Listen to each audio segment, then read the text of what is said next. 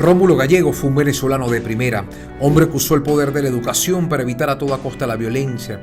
En sus obras reflejó las pasiones que regían al país, nuestras costumbres, la psicología del venezolano y ese ambiente donde la barbarie y la civilización se cruzaban. Doña Bárbara, su obra más universal, nos reveló la tragedia de una sociedad sin principios ni valores. Personaje además interpretado por grandes figuras del espectáculo, entre ellas María Félix, Marina Baura y Eddie González. Pero ¿qué nos quiso dejar Rómulo Gallegos? Hoy con nosotros su única hija, Sonia Gallegos.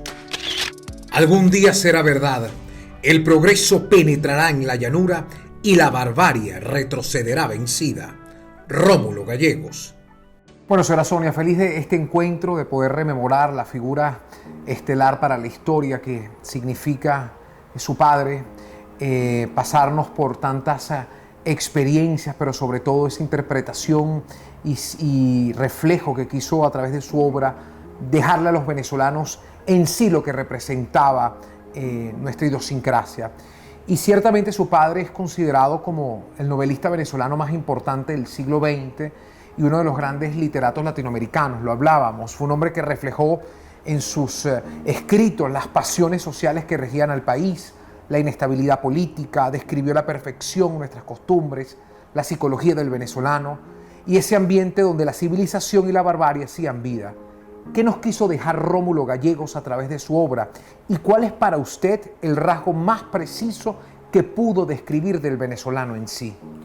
Bueno, en cada uno de sus libros te describe al venezolano, porque nosotros los venezolanos a veces somos muy competentes y a veces somos muy dejados, pero ya me estoy dando cuenta que en el mundo todos somos así, lo heredamos quizás de la conquista, pero él quiso dejar ese mensaje porque le dolía a esta patria, porque vivió situaciones que nosotros no vivimos y que nos han contado, porque si nació en 1884, imagínate qué vivió que nosotros no vivimos.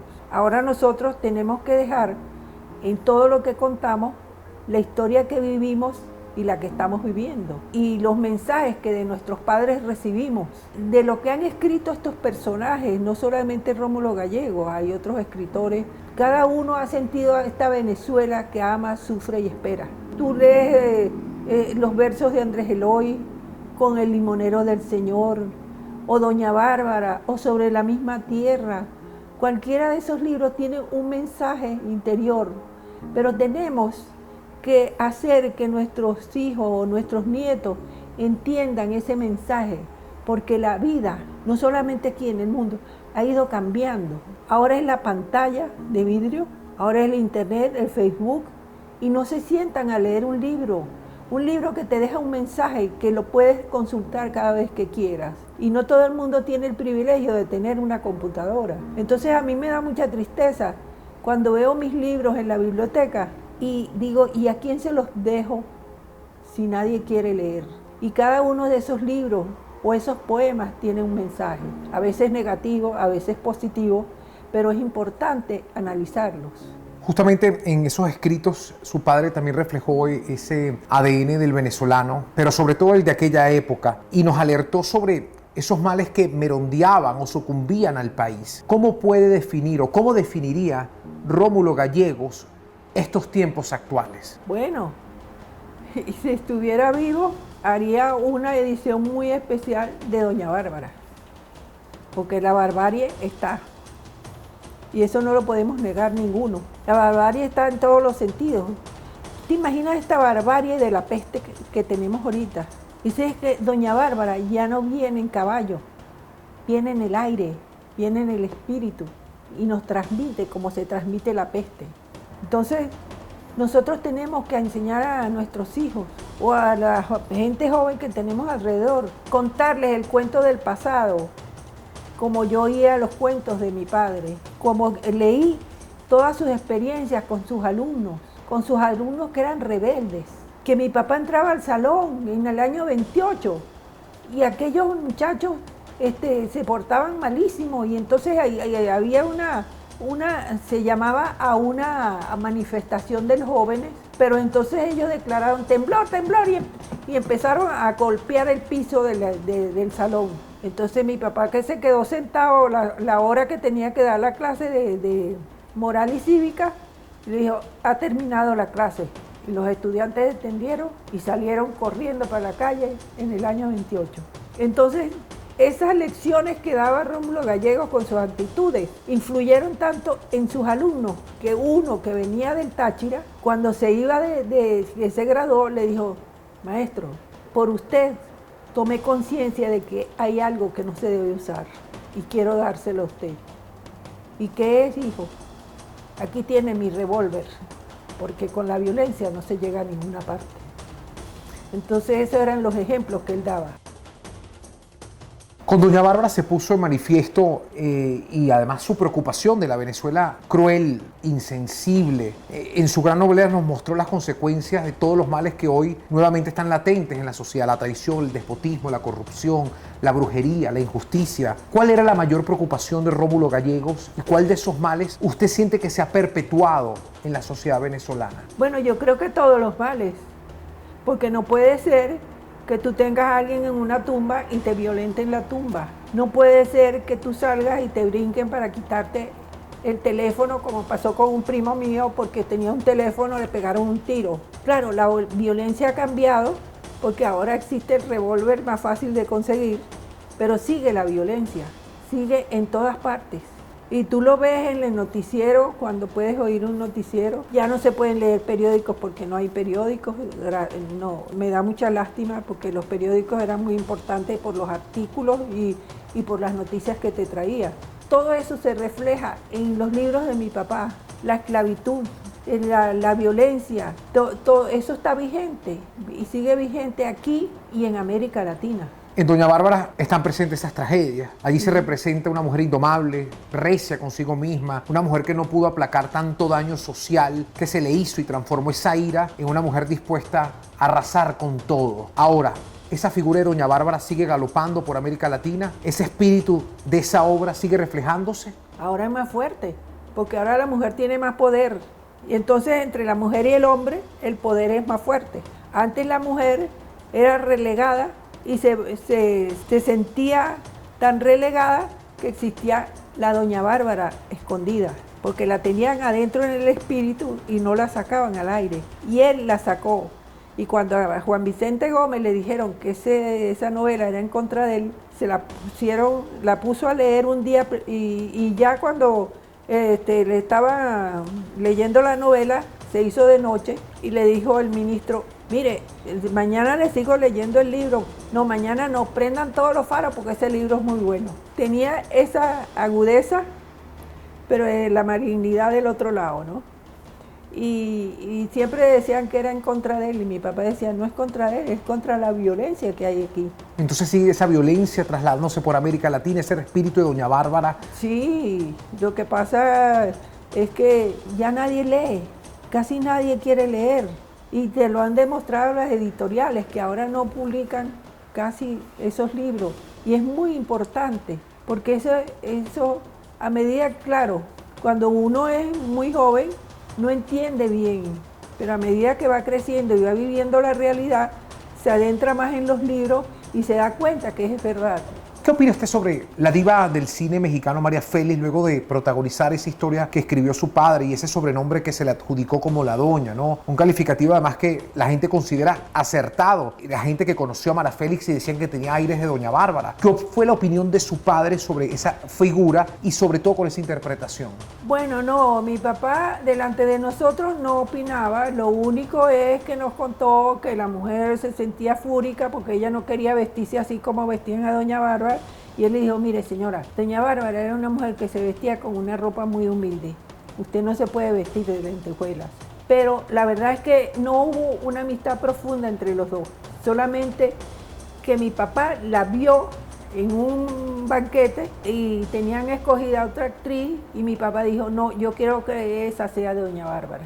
Ella tuvo mucha fama, no solamente con doña Bárbara, con muchas películas, ¿no? Pero yo entiendo que tuvo una vida muy amarga. ¿Cree que ese espíritu de amargura hizo que...? Esa amargura de doña Bárbara la tenía ella en el corazón. Me comentó también una anécdota de su padre con María Félix, que les dijo que tuviesen cuidado a la hora... eso sí, chiquitos, y cuando llegamos al exilio en México, un amigo de mi papá nos llevó, le dijo, Rómulo, voy a llevar a los niños para que conozcan a María Félix. Eso sí, tengan cuidado porque la señora es muy malcriada. No, Rómulo, no te preocupes, no va a pasar nada. Cuando entramos, estaba en los estudios Churubusco y entramos con el amigo de mi papá y ella estaba sentada, me acuerdo que estaba como vestida de negro y entonces se volteó y nos vio con una mirada así fúrica y dijo, fuera de aquí que ustedes lo que hacen es estorbar. Y nos fuimos. Y entonces mi papá cuando llegamos, ¿cómo le fue? Como tú dijiste, papá. Hablemos sobre la Doña Bárbara venezolana. Adilia Castillo fue esa primera interpretación. Esa nunca la vi. Pero la mayoría recuerda a Marina Baura.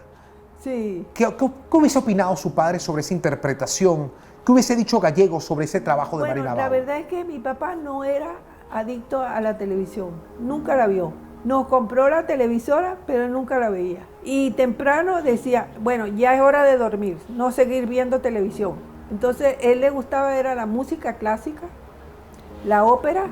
Mi recuerdo de infancia es él con Tío Tiste, su esposa, los dos agarrados de la mano, oyendo ópera. Ese era lo que más le gustaba. ¿Y usted qué opina sobre la actuación de Marina Baura? Ella ha sido muy buena actriz, sí, lo hizo bien. ¿Y sobre las versiones distintas que han salido de Doña Bárbara? Bueno, hay unas que son muy mediocres, pero yo realmente lo que vi fue un pedacito de la mexicana esta y no la quise seguir viendo porque me sentía como frustrada, ¿no? ¿Por qué? Porque Porque con aquella cara y aquel pelo rubio, el vocabulario no sé, lo vi muy poco. Sobre la programación cultural de la televisión venezolana que se inauguró con Doña Bárbara en el 74, fue la primera además telenovela que se llegó a Europa y se tradujo en diferentes idiomas. Luego vino el ciclo de Rómulo Gallegos en el 84, que marcó un antes y un después de nuestra pantalla. ¿Cuál es su opinión sobre la televisión actual? ¿Qué opina sobre la ausencia de espacios como el ciclo de Rómulo Gallegos? ¿O sobre este espacio que giró en torno a unos nuevos espacios de entretenimientos alejados de los conceptos que su padre alguna vez pudimos disfrutar con sus obras? Bueno, en ese sentido no puedo opinar porque veo poca televisión y cuando la veo los concursos de preguntas y respuestas.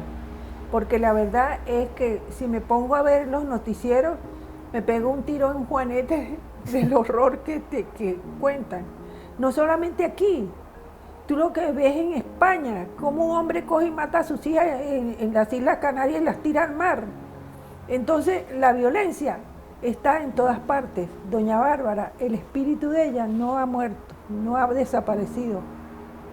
Hablemos sobre la consagración de su padre, vino con Doña Bárbara, pero si bien es cierto que La Trepadora fue quien lo ayudó a proyectarse exitosamente como escritor latinoamericano, allí hay una forma realista de Rómulo Gallegos también en descifrar un poco esa posibilidad que tienen las nuevas clases sociales de ir creciendo, ¿no? De esas ambiciones y esos deseos, ¿no? El país actualmente, ¿usted siente que está condenado a vivir entre conflictos sociales y trepadores?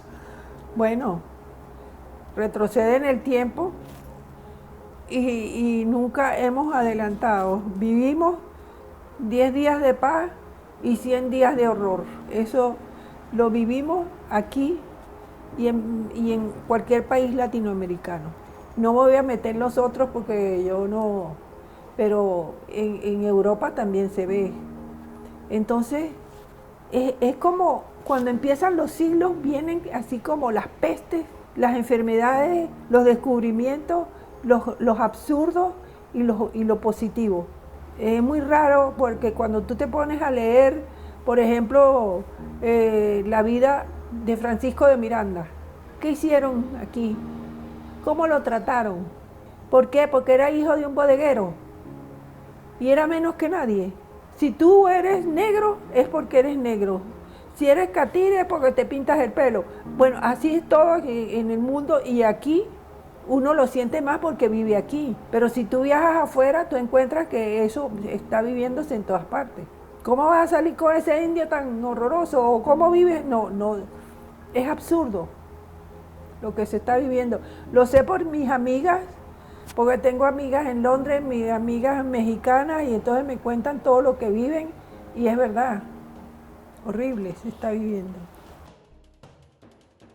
Gallegos, y lo comentábamos, vivió de cerca la traición. Luego de 9 meses en la presidencia de la República, uno de sus hombres más queridos de confianza, Carlos Delgado Chalbaud, junto a Marcos Pérez Jiménez, le dieron golpe de Estado. ¿Cuáles fueron las reflexiones de Rómulo Gallegos ante ese hecho, ante la amistad y la traición? Fíjate que esas reflexiones mi papá no las hacía frente a nosotros. Él era muy discreto, quizás para que no tuviéramos más trauma del que habíamos sufrido con el golpe de Estado siendo muy niño. Entonces él con nosotros hablaba de otras cosas, ¿no? Y contaba de sus amigos, queridos amigos, o estaba pendiente de eso, pero esas opiniones no las hablaba frente a nosotros, que a mí me da mucha lástima en este momento, en la etapa de madurez, de no haber podido sentarme y preguntar por qué él no quería que sufriéramos. Entonces las conversaciones de él era cómo te portas, qué quieres hacer, lee este libro, haz tal cosa, ven hija para acá, aprende a hacer las hallacas, cosas así. Para mantenerlo en una burbuja, ¿no? Sí, en una burbuja de tranquilidad y de respeto hacia otros seres humanos, y cosas por el estilo, pero sus conversaciones con sus amigos eran distintas, pero nosotros no tomábamos parte. Sí. ¿Y usted qué recuerda de ese día del golpe? ¿Cuál fue la experiencia de la hija de Gallegos frente a ese suceso? Bueno, en mi experiencia, lo que me acuerdo, porque yo no estaba en el momento en que Isaac Pardo estaba con mi papá, que mi papá le quería nombrar ministro de Sanidad. Isaac Pardo fue un gran médico, estudió en Europa, pero fue alumno de él aquí en bachillerato. En eso entró el hermano de Rómulo y le dijo: Rómulo, ya el golpe se dio. Nosotros no, mi hermano y yo no nos dábamos cuenta, porque todo eso se llevaba como muy silencioso, ¿no? Pero cuando se lo llevaron preso, aquel trauma de ver que 2 militares en un carrito, uno y que iba medio borracho, decían, lo montaban en ese carrito, que nosotros agarramos piedras para que defender a mi papá, pero yo no aguanté y yo corrí a abrazar a mi papá. Entonces mi mamá Teotiste me agarró y me dijo: tranquila. Y una vez lo fui a visitar a la cárcel. Me acuerdo que le preguntaron: ¿quién quiere usted que lo acompañe en la cárcel? Bueno, Gonzalo Barrios, porque él quería mucho a Gonzalo Barrios y mi mamá también lo quería mucho. Y un día le llevaron manzanas. Y Gonzalo le dijo al tipo que le llevaron la manzana: mire, preso no come manzana, llévese su manzana. Y ahí estuvo hasta que una noche alguien llamó a mi casa y dijo: a las 3 de la madrugada todo listo porque van a salir del país. Y a las 3 de la mañana nos recogieron a nosotros y a mi papá se lo llevaron en otro carro. Y nos llevaron a La Guaira y en el avión nos preguntaron: ¿para dónde quiere ir? ¿Para Cuba o para donde usted quiera? Bueno, para La Habana. Y ahí llegamos a La Habana. Ahí tenía muchos amigos. Y el único presidente que visitó Venezuela cuando mi papá fue presidente fue Pío Socarrás. Entonces lo recibió muy bien y se portaron muy bien con nosotros.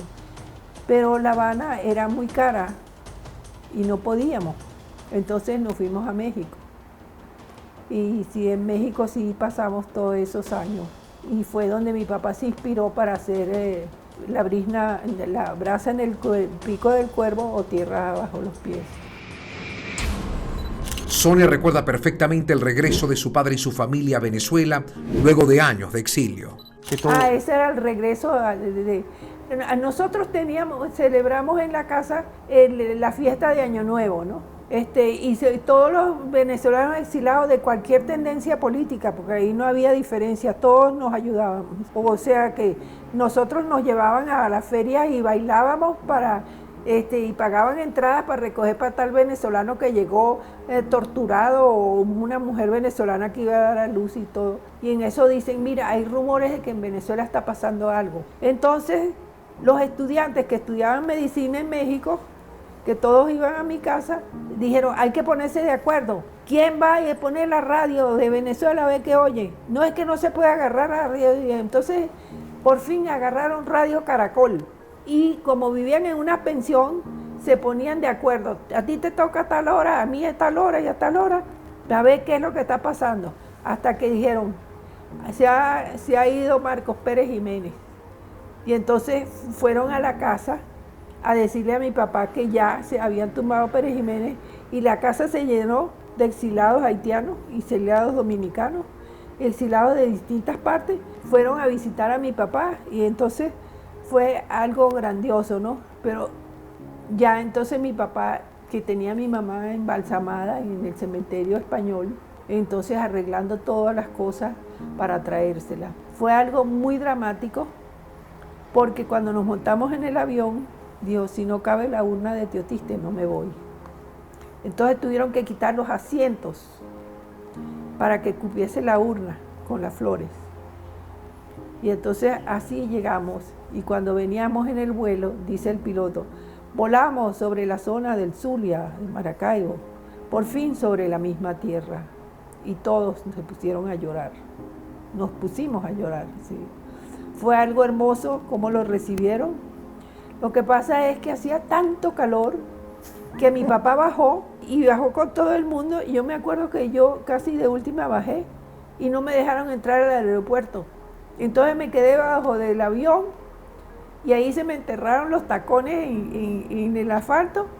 Y cuando estoy así parada debajo del avión, están sacando la urna de mi mamá.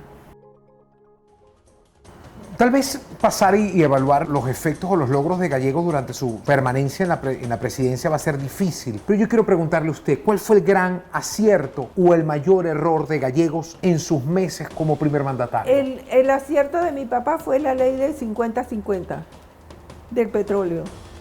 Y el error, confiar en Carlitos y confiar en esa gente que lo rodeaba. Bueno, a él lo traicionó, yo digo que Carlitos, porque Pérez Jiménez no era amigo de mi papá. Pérez Jiménez se preparó en el Perú y dice que salió excelente como militar.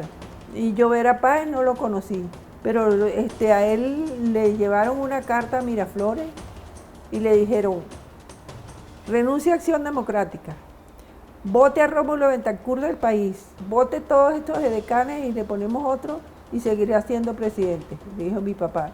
O la presidencia o el exilio. Y nos fuimos para el exilio. Para muchos la vida política de su padre no es tan importante como la vida literaria. Incluso hay quienes aseveran que su cargo como gobernante perjudicó su promoción como el gran escritor que era. ¿Cuál es su verdad, mi señora Sonia? Bueno, para mí no lo perjudicó porque él siguió escribiendo.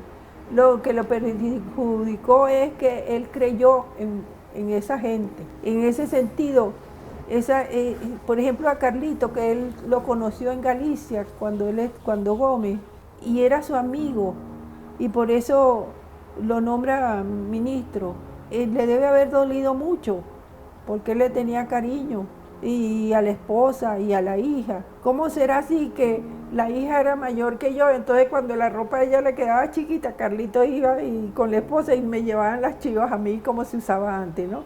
Y guardo mi muñeca y todo lo que me regaló, ¿no? Pero es muy triste. Ahora, de Pérez Jiménez, no sé, porque era un ambicioso.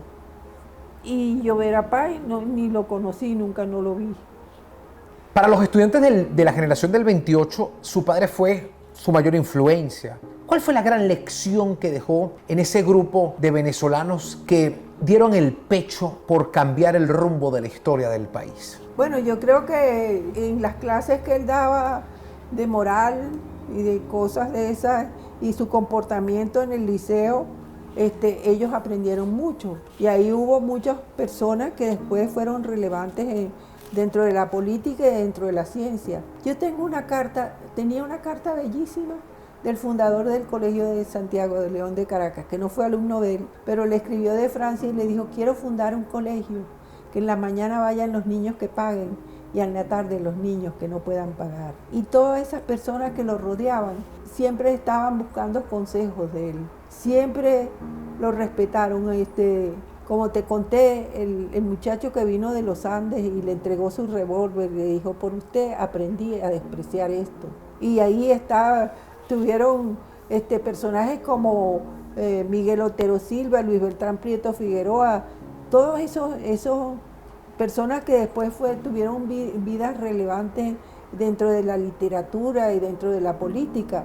Muchísimos estudiaron con él, porque él terminó su primaria y lo nombraron profesor de la gente de primaria, y él estudiaba bachillerato. Sí, aunque él quería ser cura y eso no, el obispo le dijo que era muy joven, ¿no? Pero él siempre fue como el protector, no solamente de los estudiantes, de sus hermanas, a quien adoraba, a su hermano también, a la familia de mi mamá. Él era así como un protector de mucha gente, muy generoso. ¿Cómo será que te voy a echar un cuento de que mi mamá nos decía, estén pendientes cuando su papá se pare del sillón, porque como se sienta en el sillón de cuero se le sale el sencillo? Van, lo recogen, y tenía una alcancía para mediecitos, una para realitos, otras para locha y todo. Cuando nos vamos al exilio, mi mamá agarró todo eso y lo cambió, y eran 300 y pico de dólares. Llegamos a México y ella tenía un monedero de este tamaño. Llegamos a la Reforma en México, a un edificio en Toledo 4, donde habían varios venezolanos exilados que vivían ahí. López Gallegos, Luis Lander, todos esos vivían ahí. Se metió un ladrón y robó todo el mundo. Entonces Teotiste le dice, Rómulo, tengo que confesarte algo. Me robaron mis joyas y me robaron 300 y pico de dólares que tenía. Ay, mi amor, ¿y de dónde sacaste 300 y pico de dólares? Bueno, es que cuando tú te sentabas y le echa el cuento y le dice, no, entonces no te preocupes, el ladrón que robó otro ladrón tiene 100 años de perdón. Resulta que apareció el monedero con las sortijas de ella, que de joyas no tenía nada, sino un relojito y 2 sortijas y una perlita, ¿no? Y bueno, y aparecieron los 300 dólares, porque los escondió tan bien que no se lo pudieron robar. Pero ella lo controlaba mucho, porque él, por ejemplo, tenía un derecho, le pagaba un derecho de autor y empezaba, tanto para fulano, tanto para Perencejo, y Teotiste le decía, pero ahorra, que no vas a tener el día de mañana. Entonces él le leía a ella lo que él estaba escribiendo y le veía la cara a ver cuál era su expresión, si estaba bien o estaba mal. Ellos dos se llevaban yo nunca he visto un amor más bello que ese. ¿Cuál era para usted la gran obra o el gran pensamiento o el pensamiento más importante de su padre? ¿Qué frase, Bueno, el respeto al derecho ajeno es la paz. Y él siempre nos lo decía, y siempre con su comportamiento. Mi papá respetaba a todo el mundo y a él lo respetaban también, pero él se llevaba también con todos. Mire, el vigilante que teníamos en la casa no tenía casa. Mi papá le compró la casa. Al matrimonio que había en la casa, llegaba la Navidad, le pagaba su aguinaldo y le decía a la esposa del señor que trabajaba ahí, y a usted esto para que se compre un vestido bonito y le luzca a su esposo, porque así debe ser, así que ya sabe. Y con todos era así. Y a mis amigas las llevaba a una tienda y le decía, cada una escoja un vestido que yo se lo regalo. Y entonces él vivía rodeado de así como una colmena de abejas, pero de todas las amigas, ¿no? Entonces nos compró un tocadisco para que hiciéramos fiesta, pero en la casa. Y nos ponía horario de entrada y de salida. Y si uno llegaba tarde, él estaba sentado en la sala esperando que uno llegara. Él era muy preocupado, pero así fue el padre de él también. Si Rómulo salía para alguna parte, el papá lo esperaba sentado en la sala. Igual hizo con nosotros. Él era muy cuidadoso, pero también era muy dado a que todas esas amigas y amigos fueran a la casa y él se sentaba con ellos a conversar. O sea, que su espíritu de maestro lo conservó siempre. Ahora, para cerrar, ¿qué recuerda sobre sus últimos pensamientos? ¿Alguna confesión o reflexión final en sus últimos días? No pudo hablar, no podía hablar. Él le pusieron unas enfermeras porque yo dormía en un mecedor para cuidarlo. Y entonces cuando él empezaba a mover la cabeza así, las enfermeras decían, señorita Sonia, que ese es tu papá que quiere que venga para acá.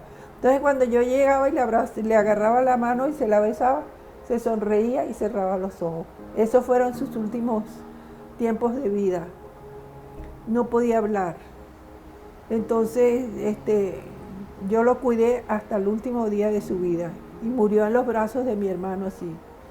Gracias, señora Sonia, por darnos un poquito de Rómulo Gallegos. Si me quiere decir o expresar un mensaje final a los venezolanos, a la memoria de su padre, sobre todo el rescate de un hombre que nos ofrece en su obra tantas visiones del venezolano y esas perspectivas para ser... No, yo lo único que recomendaría es que leyeran sus libros y analizaran qué mensaje cada uno de ellos tiene.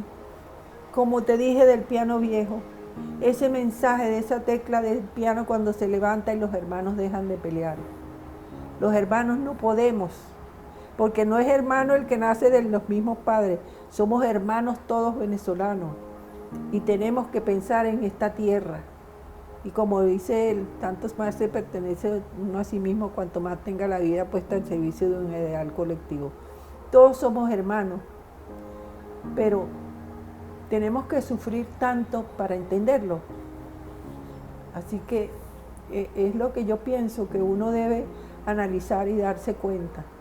Que nadie vale más que uno porque llegó a ser reina o reina de belleza. No, todos somos seres humanos que sufrimos y sentimos. Gracias, señora Sonia. Y gracias a ustedes por la entrevista. Porque yo no estaba acostumbrada a esta entrevista y mi papá me dejó esa herencia. Pues lo hizo muy bien, ha cumplido a cabalidad esa responsabilidad. Trato de hacerlo y trataré mientras viva, pero también trataré de bailar y brincar para siquiera reírme un rato. Está muy lindo. Yo escribí mis libros con el oído puesto sobre las palpitaciones de la angustia venezolana. Rómulo Gallegos. En exclusiva. Momentos, toda la verdad. Y los invito a mi canal de YouTube para que conozcas historias contadas de otra manera. Suscríbete a mi canal y activa las notificaciones.